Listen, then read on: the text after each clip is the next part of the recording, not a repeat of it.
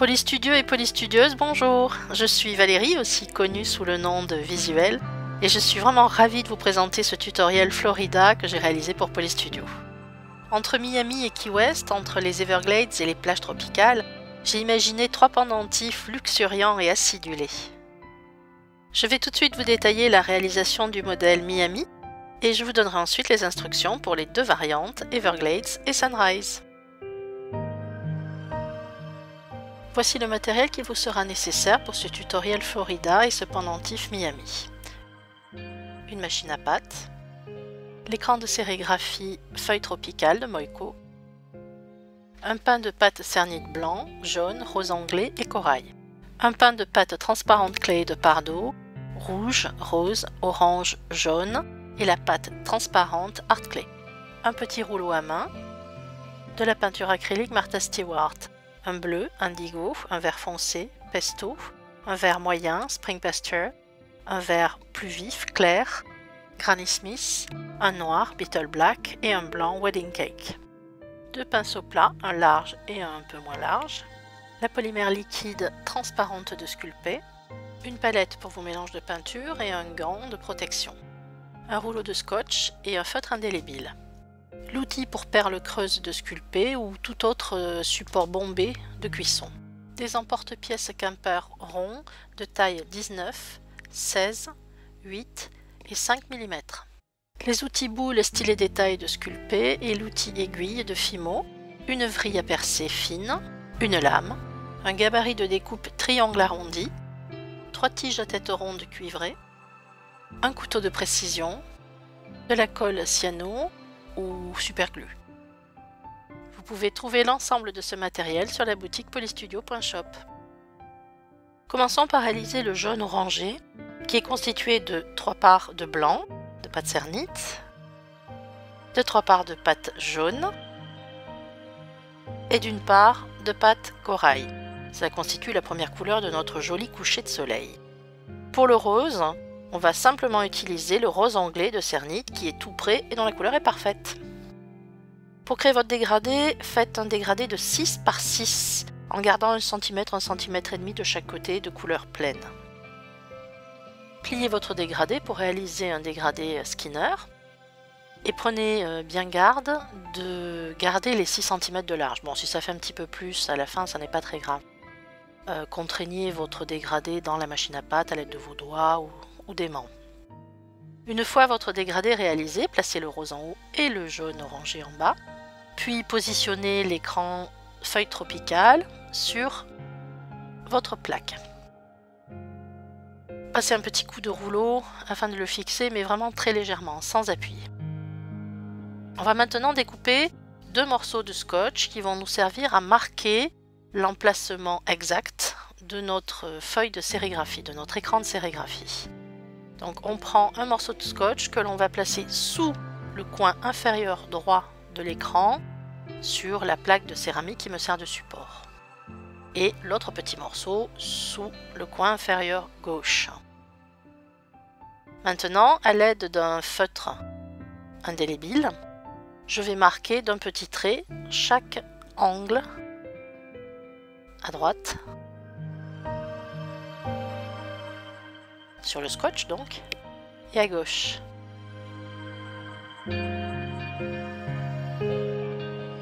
Voilà, l'emplacement de notre feuille de sérigraphie est maintenant mémorisé. Préparez un récipient d'eau claire dans lequel on viendra tremper l'écran de sérigraphie lorsqu'il sera utilisé pour dissoudre l'acrylique. Il nous faut également 2 pinceaux plats, un large et un petit peu moins large, et une palette pour mélanger nos peintures acryliques. Nous aurons besoin d'une peinture vert foncé, ici le pesto de Martha Stewart, un vert moyen, assez vif, spring pasture, un vert clair, toujours vif, Granny Smith, un bleu intense, indigo, wedding cake qui est un blanc, et beetle black qui est un noir. La particularité de ce tuto, c'est de créer une image ombrée, qui a une ombre portée. Pour créer cette ombre, on va créer une couleur plus foncée, un vert foncé, pour lequel je vais mélanger la couleur pesto avec un petit peu d'indigo pour lui donner un aspect bleuté, et un petit peu de noir pour la foncer. Donc on mélange petit à petit les couleurs jusqu'à obtenir un bleu-vert très foncé. J'accélère un petit peu le mouvement pour que vous voyez la couleur finale.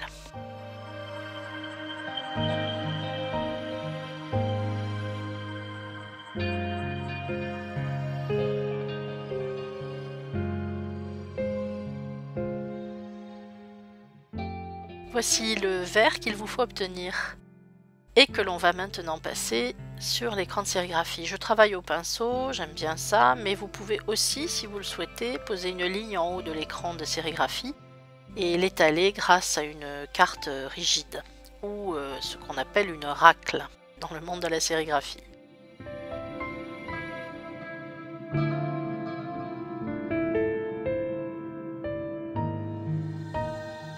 Rapidement, avant que l'acrylique ne sèche, je passe la racle. Je soulève délicatement l'écran de sérigraphie. Oups! Pas de dégâts, ça va. Je trempe l'écran de sérigraphie et la racle dans l'eau claire pour dissoudre la peinture acrylique puisque je vais réutiliser dans très peu de temps l'écran et la racle. Laissez bien sécher votre plaque, il faut qu'elle soit vraiment bien sèche pour la suite. Certaines peintures acryliques de mauvaise qualité ne sèchent jamais. Faites donc un test avant. Pendant ce temps, rincez votre écran de sérigraphie ainsi que la racle et séchez les deux entre deux papiers absorbants. Je vais maintenant réaliser les couleurs nécessaires pour le feuillage. Avec un vert clair, un vert moyen, du blanc et le bleu indigo que j'avais tout à l'heure. Je vais réutiliser la couleur foncée que j'ai créée tout à l'heure pour l'ombrage en y rajoutant du blanc. Elle a pu sécher pendant que votre pâte séchait, donc rajoutez un petit peu d'eau. Je vais donc la diluer, la dissoudre, la réutiliser en l'éclaircissant, puisque je ne veux pas un vert trop foncé. Alors accélérons un petit peu le mouvement. Vous allez le voir, je rajoute un peu de pesto pour rendre la couleur un peu plus intense. Et voilà ma couleur terminée. Nous avons un vert clair, Granny Smith, un vert moyen, Spring Pasteur, et je vais créer une quatrième couleur. 4 couleurs c'est bien hein, pour apporter un peu de richesse à ce feuillage. Donc en mélangeant de l'indigo et Spring Pasture, je vais ajouter donc un petit peu de blanc pour créer une quatrième nuance. J'ai accéléré le tout pour que vous voyez la couleur finale rapidement.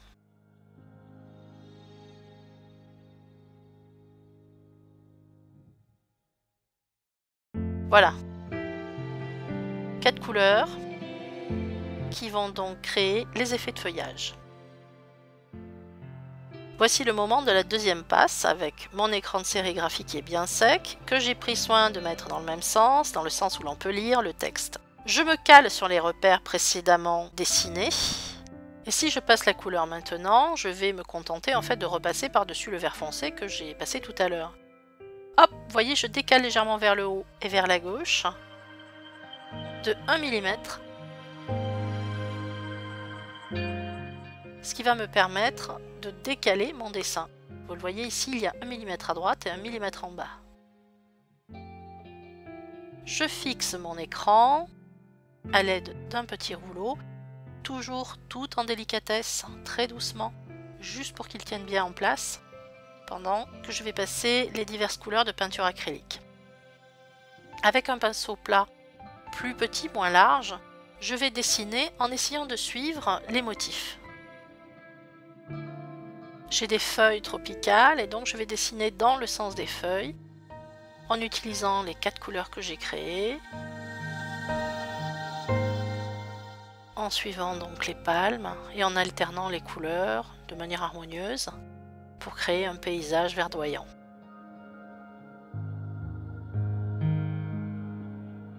Couvrez bien toute la surface sans rien oublier. Vérifiez qu'il n'y a pas de petits manques. Peignez assez rapidement. L'acrylique peut sécher très vite suivant les conditions de chaleur de la pièce. Une fois terminé, on passe la racle. On note l'écran que l'on met à tremper tout de suite. Et tadam! Voici un feuillage ombré.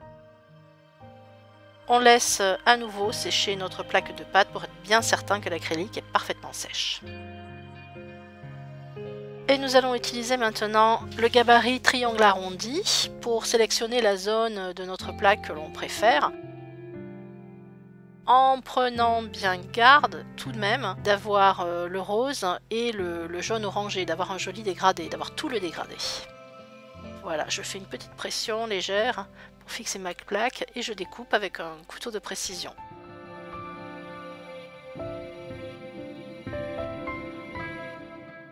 J'ôte ma plaque délicatement. Je peux éventuellement récupérer le reste de motifs pour faire des petites boucles d'oreilles ou bagues, des petites pièces. Nous allons maintenant créer une semelle pour notre pendentif. Donc j'ai sélectionné une pâte moche dont la couleur n'a pas d'importance puisqu'elle ne se verra plus au final. Je pose mon pendentif sur cette plaque d'épaisseur 3 à 4 de votre machine à pâte. Je passe un petit coup de rouleau pour bien m'assurer qu'il n'y ait pas de bulles. À l'aide du couteau de précision, à nouveau, je découpe la forme.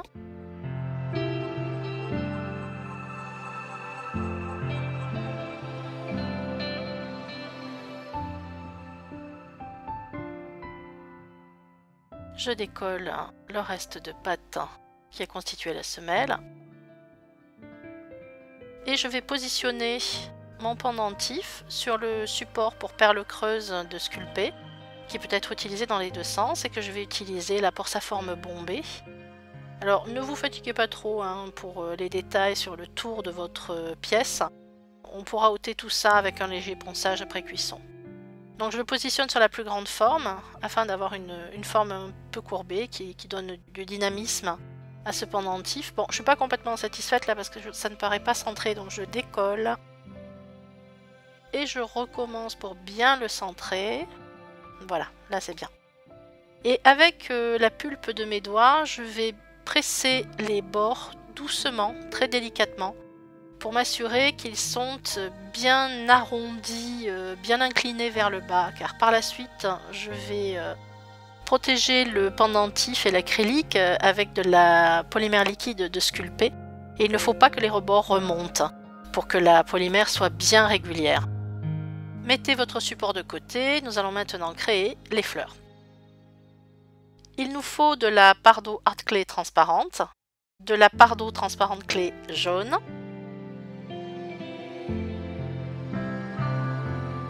du orange, du rose et du rouge. La première couleur se compose d'une part de jaune, une demi-part de rose et 2 parts de translucide. La deuxième d'une part de orange, d'une demi-part de rose et de 2 parts de translucide. Et la troisième d'une part de jaune, une demi-part de rouge et 2 parts de translucide. Une fois les couleurs créées, nous allons réaliser les petites fleurs qui surplombent le pendentif. Pour cela, nous avons besoin d'un porte-pièce Camper dans les tailles 19, 16, 8 et 5 mm. On va commencer avec le gros emporte-pièce de taille 19 et on va découper dans la couleur la plus claire, celle du haut, un cercle que l'on va former sur l'outil boule de sculpter de la gamme Style et Détail. C'est le plus gros outil boule. Donc on va former cette cupule que je vais décoller et que je vais parfaire sur mon support pour qu'elle soit bien ronde, bien creuse et que les bords soient jolis.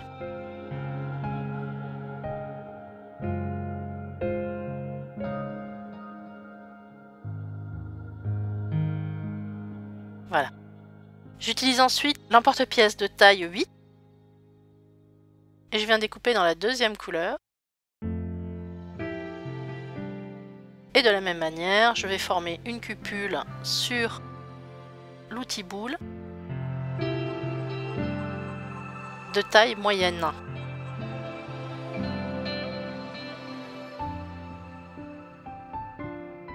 Creusez bien la forme de façon à vraiment avoir une petite coupelle. Une fois que votre forme est bien définie, on vient la placer dans l'autre, légèrement décalée sur un côté, pas au centre, un petit peu décalée sur le côté. Puis je vais former la troisième, qui est la plus petite, avec l'outil camper de 5 mm.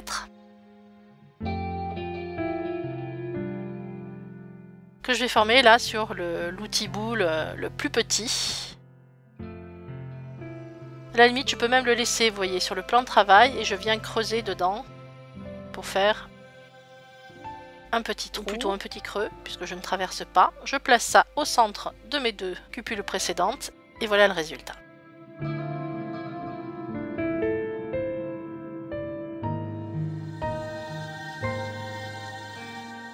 Pour la seconde cupule, on va utiliser l'emporte-pièce rond Quimper de taille 16 et je vais découper dans la deuxième couleur. Je vais accélérer la suite puisque on va faire exactement la même chose que précédemment. Former des cupules, les unes dans les autres. Là évidemment, la fleur étant plus petite, on ne mettra qu'une autre cupule à l'intérieur.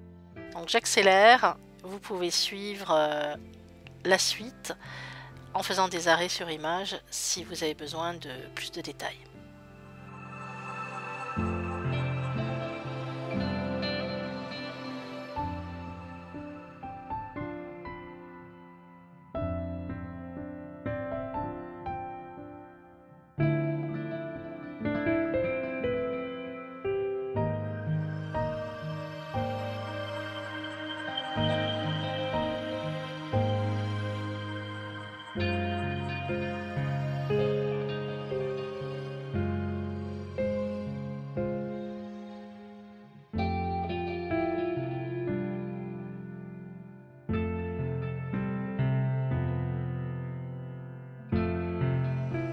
Voilà, nos petites fleurs très stylisées sont terminées. Nous n'avons plus qu'à les faire cuire en même temps que le pendentif qui est toujours sur son support bombé pendant 30 minutes et on se retrouve après. Lorsque le pendentif est cuit, on va légèrement poncer les bords afin de faciliter la finition. Alors il n'est vraiment pas nécessaire de peaufiner, hein. C'est juste pour éviter les gros reliefs. Pour poncer ma pièce, j'utilise la toile abrasive Abranet dans le grain 400, qui est pratique puisqu'on l'utilise à sec et qu'elle fait très peu de poussière. Ça y est, notre pièce est légèrement poncée. Nous allons pouvoir réaliser le dos et les bordures. J'utilise pour cela le rose anglais de Cernit qui nous a servi tout à l'heure pour créer le dégradé. Donc j'ai découpé un carré que j'ai passé à l'épaisseur 3-4 de ma machine à pâte. Je vais l'appliquer au dos en appuyant et en faisant bien attention qu'il n'y ait pas de bulles sous la pâte. S'il y en a, il suffit de soulever celle-ci, hop, d'évacuer la bulle en poussant, et ni vu ni connu. Donc voilà, j'appuie, pas trop fortement, c'est pas la peine d'appuyer comme une brute. Ne vous inquiétez pas trop pour les marques éventuelles d'ongles, puisqu'on va texturer par la suite. Voilà, maintenant je retourne ma pièce, je découpe 5 mm à peu près autour de la pièce. J'ôte l'excédent et je vais commencer à travailler les bordures, tout simplement avec mes doigts, en appliquant la pâte sur les bords. Hop, il y avait une bulle, je l'ai enlevée. Voilà, donc là, voilà, j'applique la pâte sur les bords avec mes doigts.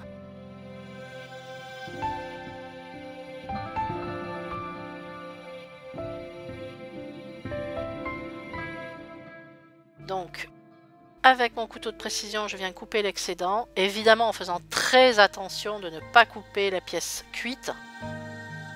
J'enlève l'excédent tout doucement et puis je vais continuer à travailler pour bien affiner mes bords, pour qu'ils soient jolis,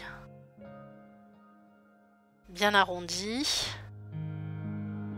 Ils seront encore améliorés à la fin avec un petit ponçage. Donc là, j'ôte à nouveau l'excédent et puis je vais accélérer cette partie pour aller à la pièce terminée.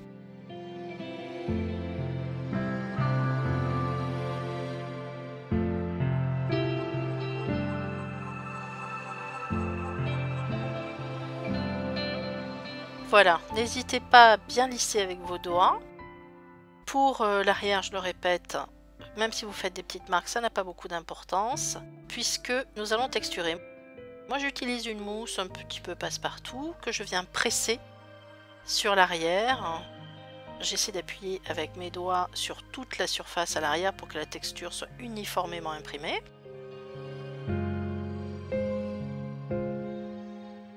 Et voilà, l'arrière de la pièce est fini. Nous allons maintenant créer la bélière. J'ai découpé donc un morceau de rose anglais en épaisseur 3/4 sur ma machine à pâte. A l'aide d'une lame, je viens tailler une bande de 1 cm de large ou un petit peu moins. Je vais replier cette bande sur elle-même en formant une boucle dans laquelle je vais insérer un outil cylindrique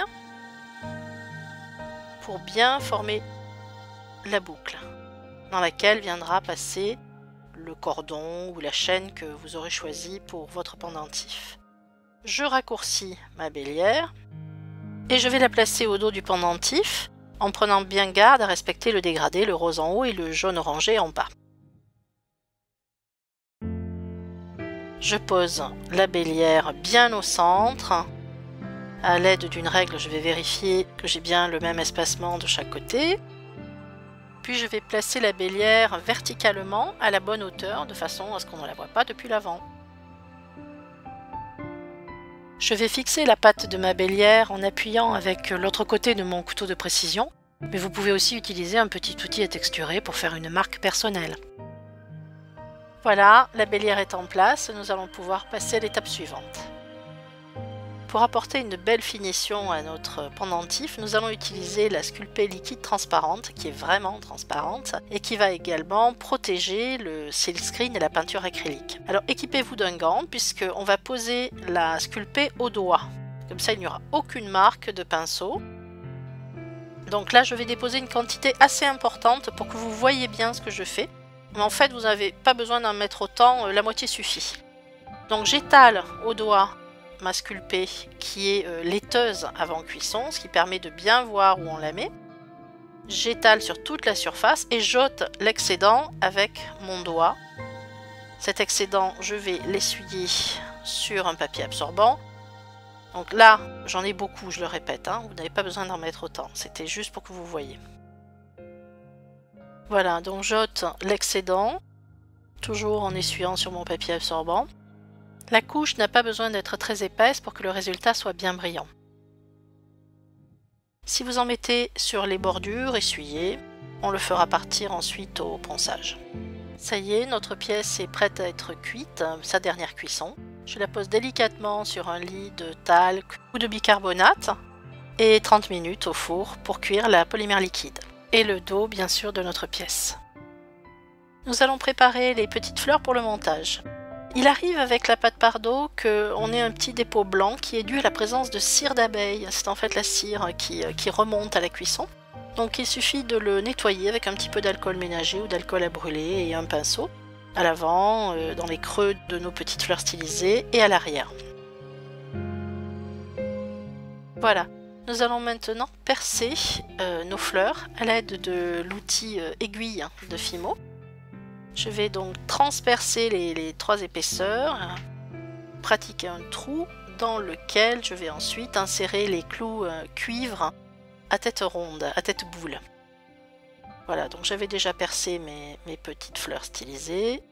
J'insère le clou et je vais plier, hop, à angle droit, voilà, de façon à obtenir une petite tige. Je vais procéder de la même manière pour les 2 autres fleurs. Perçage, insertion du clou, on plie.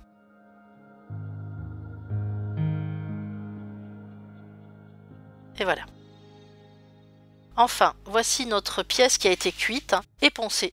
J'ai poncé la surface pour qu'elle brille bien avec un papier à l'eau 500 et un papier à l'eau 800. Puis j'ai lustré à l'aide de flanelle. Nous allons maintenant procéder au montage des petites fleurs sur le pendentif. Je fais un trou, comme vous le voyez, je l'ai déjà pratiqué, à l'aide d'une vrille. ou d'une perceuse si vous en avez une, d'un outil à main, assez grand pour pouvoir recevoir les 3 tiges. Je place la première tige de la grande fleur, je mesure la hauteur nécessaire, je viens couper l'excédent et je glisse ma tige dans le trou. Là, il s'agit juste de mise en place. On fixera le tout à l'heure avec de la colle. Donc, je recoupe également un petit bout puisque c'était trop long. Voilà. Donc là, ça ne tient pas pour l'instant puisqu'il n'y a qu'une fleur.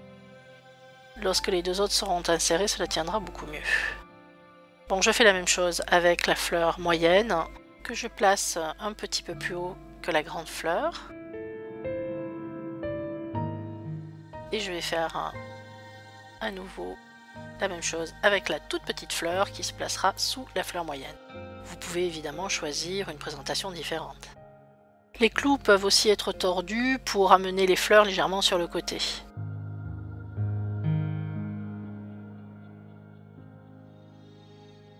Nous allons retirer les fleurs et avec de la colle cyano ou de la superglue, on va enduire la pointe du clou et l'insérer dans le trou et placer ainsi toutes nos petites fleurs. Pour vous aider à placer les fleurs, vous pouvez temporairement tordre les fils de cuivre pour les écarter pour pouvoir passer les tiges. Puis ensuite, il vous suffit de déplacer vos fleurs harmonieusement, de les faire tourner sur elles-mêmes si vous le souhaitez, pour arranger le tout comme un joli petit bouquet. Je retrouve un petit bout de pâte qui traîne, et voilà, c'est fini. Votre pendentif Florida Miami est terminé. Il ne vous reste plus qu'à ajouter un joli cordon, une chaîne, ou un chapelet de saucisse si vous préférez. Pour le deuxième modèle, Everglades, dans les tons bleus et verts, nous allons avoir besoin de l'écran de sérigraphie de Hélène Brill, Ode to Things Leafy, de la pâte cernite vert turquoise, vert menthe, vert anis et blanc, de la pâte Pardo transparente clé jaune, aqua, bleu ciel et de la pâte Art Clay translucide. Pour réaliser la couleur de fond de ce pendentif Everglade, nous aurons besoin de 2 couleurs, un bleu et un vert. Donc pour le bleu, on utilise une part de blanc, 2 parts de vert menthe et une demi-part de vert turquoise. Le tout mélangé nous donne ce joli bleu. Pour le vert, tout simplement 2 parts de blanc et une demi-part de vert anis. Comme dans le projet précédent, nous allons réaliser un dégradé de 6 cm par 6 cm en le contraignant dans la machine à pâte pour qu'il garde cette taille. Donc on va du bleu au vert et cela va nous servir de fond pour l'impression sérigraphique à suivre. Pour les couleurs de peinture utilisées pour la sérigraphie de ce projet, j'ai utilisé exactement les mêmes que dans le projet précédent. Que ce soit pour l'ombrage ou pour les feuillages, il s'agit des mêmes verts, pesto, Granny Smith, etc. Pour ce modèle Everglade, je n'utilise pas l'écran de sérigraphie feuille tropicale, mais un autre écran de Hélène Brill qui s'appelle Ode to Things Leafy. Mais rien ne vous empêche, si vous le souhaitez, de réutiliser feuille tropicale avec ce nouveau fond dégradé bleu à vert. Là encore, j'ai passé la couleur en suivant les motifs pour obtenir ceci. Et j'ai fait une petite variante sans ombrage, sans première passe en vert foncé, ce qui donne un style plus léger et tout aussi intéressant comme vous pouvez le voir sur l'image suivante. Pour créer les petites fleurs adaptées à ce modèle Everglade, nous allons créer 3 couleurs. Un premier bleu avec un demi aqua, un demi bleu clair et une part et demie de translucide. Un deuxième bleu avec une part d'aqua, 2 parts de translucide et enfin un vert avec une demi-part d'aqua, une part complète de jaune et une part de translucide. Il ne vous reste plus qu'à découper des cercles avec vos emporte-pièces pour créer les cupules, comme expliqué dans la première partie de ce tuto, pour créer les petites fleurs qui vont venir orner votre pendentif. Pour cette troisième version, Sunrise, nous allons avoir besoin, comme dans le projet précédent, de l'écran de sérigraphie d'Alan Brill Ode to Things Leafy, des mêmes couleurs de pâte cernite que dans le projet précédent, blanc, vert anis, vert menthe, vert turquoise, mais également de pâte Pardo transparente clé, jaune, orange, rose et rouge et de la art clay translucide.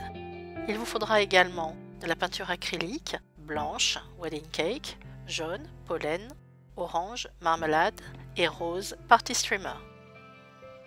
Pour le fond du modèle Sunrise, nous allons utiliser les mêmes couleurs que dans le projet précédent, Everglades, bleu et vert en dégradé.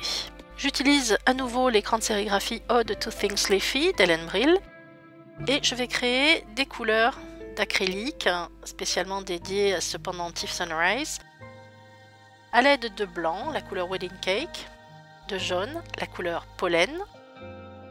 Je vais mélanger les deux pour créer un jaune plus clair. Il faut que toutes mes couleurs soient légèrement pastel. Puis je vais mélanger le blanc et le orange marmelade afin de créer un orangé plus clair. Enfin, troisième couleur, je mélange le rose Party Streamer avec le blanc Wedding Cake. Je crée aussi deux nouvelles couleurs, toujours avec du blanc. Je vais créer celle-ci en mélangeant du rose, du jaune et le fameux blanc. Et pour créer celle-ci, je mélange du blanc, du rose et un petit peu d'orangé. Voici le nuancier final des 5 couleurs dont il faut vous approcher pour ce projet. Je vous montre les couleurs réalisées d'un peu plus près, en gros plan, pour que vous les voyez bien et que vous puissiez les reproduire. Donc comme dans le projet précédent, j'utilise l'écran de sérigraphie Ode to Things Leafy que je vais positionner sur mon dégradé. Mais pour ce modèle, je n'ai pas créé d'ombrage, je n'ai fait qu'une passe de couleurs en utilisant les couleurs que l'on vient de créer. Ce qui donne ce résultat. En ajoutant du blanc à toutes vos couleurs, vous pouvez obtenir un résultat beaucoup plus pastel, beaucoup plus clair, qui est aussi très intéressant comme vous le voyez sur cette photo. Pour les petites fleurs de Sunrise, nous allons créer 3 couleurs. En utilisant le rose translucide, une demi-part et une part et demie de pâte translucide pour obtenir cette couleur. Pour la deuxième, un quart de rouge, une part de jaune et une part et demie de translucide pour obtenir cet autre rose. Et enfin pour la dernière couleur, une demi-part de orange, une part et demie de jaune et une part et demie de translucide pour obtenir un jaune orangé. Comme dans les 2 projets précédents, on découpe à l'emporte-pièce des cercles que l'on va former en cupule pour créer nos petites fleurs. Voilà pour ce tuto Florida et ses 2 variantes. J'espère qu'il vous aura plu et qu'il va vous inspirer. N'hésitez pas à poser vos questions ou à commenter sur la chaîne YouTube ou sur la page Facebook de polystudio.shop. Polystudieuses et polystudieux, à très bientôt!